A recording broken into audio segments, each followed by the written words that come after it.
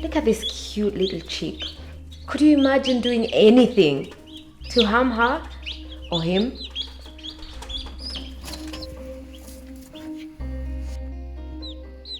Well, in the industrialized egg production, billions of male chicks are killed every year. They are either gassed or fed into shredding machines and made into animal feed. And this is done when they're just a day old.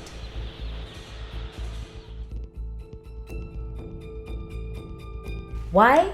The male chicks don't produce any eggs. And unlike the chicken strains for meat productions, they don't fatten up fast enough to justify the cost of feeding them.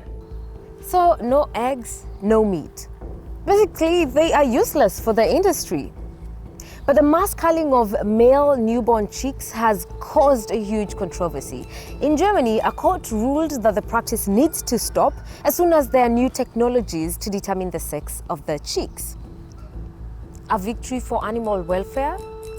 Not entirely, according to animal rights activists.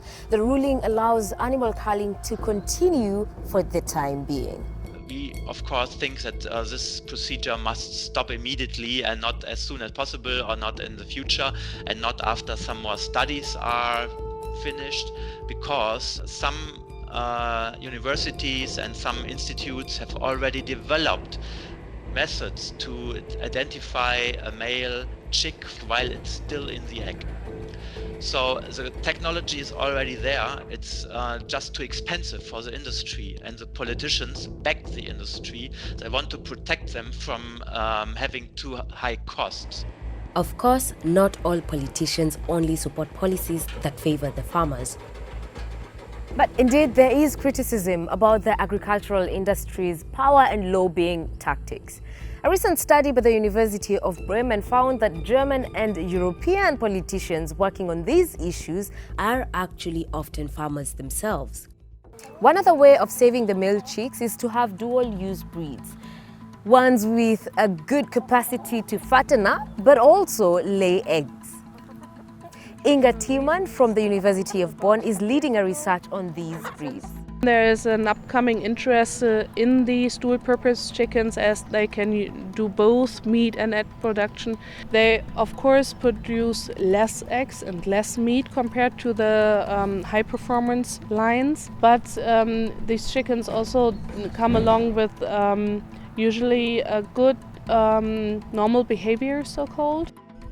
And we also take care of characters like robustness or animal welfare. Since these breeds are not quite as efficient as their specialized counterparts, milk and eggs would become a little more expensive. In some ways, male chicks suffer the same fate as male calves in the industrialized milk production. Because the male calves do not produce any milk and they don't get as fat as the beef cattle. Peter Zenz is an organic farmer here in Germany who raises the male calves despite the high costs. We keep all calves, the male ones as well as the females, until they are 6 months old. We let the calves stay with their mothers for the first 4 weeks. Afterwards, we give them milk for 3 months. Then they also need animal food, which is actually not that much, but within half a year, a calf costs around 800 euros.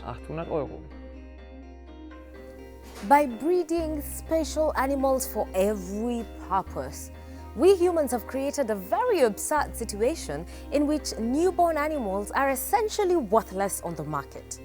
This is why some farmers have switched back to breeds of cows or chicken that are all-rounders or so-called dual-purpose. Peter Zenz is one of them, and his cows produce both milk and meat. The difference is the amount of milk. The dual-purpose breeds give around 1,000 litres less in a year. But there is also a difference in the substance. The milk of dual-purpose breeds is of a higher quality. It contains more fat and protein. Therefore, dairy factories that produce cheese are very interested in it. But in modern farming, working with dual-purpose breeds is the exception. So what happens with all the male calves that are part of the dairy breeds? In countries like Australia or the UK, calves, similarly to the chicks, are killed just after a few days. In other countries like Germany, the practice is illegal, and the male dairy calves are required to be reared for beef or veal. However, reports say that some farmers neglect or even kill the male calves. To avoid problems like this and the killing of newborn baby animals, dual-purpose breeds could be a solution. Of course, finding the alternatives to make the lives of calves and chicks better and longer comes at a price. The consumer will have to pay more. Until next time, goodbye.